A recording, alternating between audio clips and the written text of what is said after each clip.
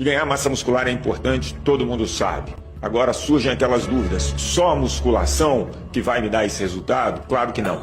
Todo exercício que você tem resistência ao movimento, ele vai te proporcionar um estímulo de ganho de massa muscular. Então, o Pilates, você tem a resistência das molas, muitas vezes você tem a resistência do peso do seu próprio corpo. Então, se você faz com regularidade, sim, pode ser uma opção para ganhar massa muscular.